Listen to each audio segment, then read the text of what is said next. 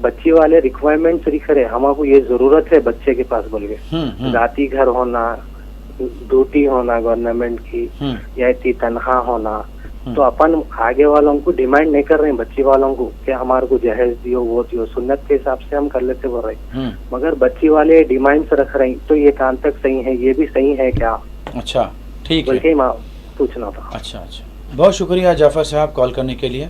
جی دیکھیے, ایک بچے کے اندر جو خوبی دیکھنی چاہیے وہ اس کی دینداری, دوسرا اس کے اندر کمائی کی لگن, اس کی تعلیم یا اس کی ملازمت, ان چیزوں کو پیش نظر رکھنا چاہیے. اور ایسا ہوگا کہ آپ ریکوائرمنٹ جو عام طور پر چاہتے ہیں, اگر ان ریکوائرمنٹ پر آپ کو لوگ نہیں ملے تو کیا کریں گے؟ کیا بچی کو بٹھا کے رکھیں گے؟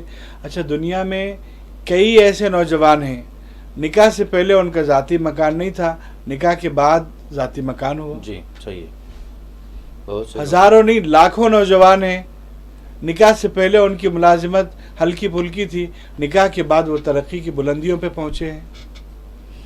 تو آپ کو دیکھنا چاہیے اس نوجوان کی کیفیت کو, ان کے خاندانی پس منظر کو, ان کے ماں باپ کے اندر کس نوعیت کی چیز ہے وہ دیکھنا چاہیے, ان کے بھائیوں کی تڑپ, تعلیم, یہ سب چیزیں دیکھنا چاہیے.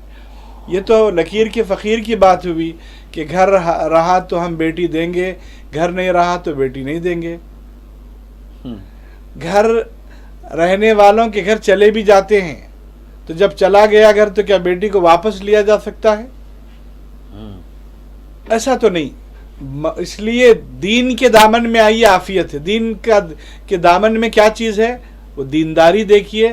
بچے کے اندر کمائی کی لگن, وہ غافل تو نہیں پڑا رہتا, وہ سویا ہوا تو نہیں رہتا, یہ دیکھنا چاہیے. ریکوائرمنٹ اس کی اگر آپ کو دیکھنا ہے تو نمازی دیکھیے, اس کے اندر تقوی و طہارت کی کیفیت کیا ہے وہ دیکھیے, مسجد کے امام سے اس کا تعلق ہے یا نہیں یہ دیکھیے. یہ ریکوائرمنٹ اگر اس کی جگہ پہ رکھے جاتے ہیں تو بیسٹ ریکوائرمنٹ ہوں گے.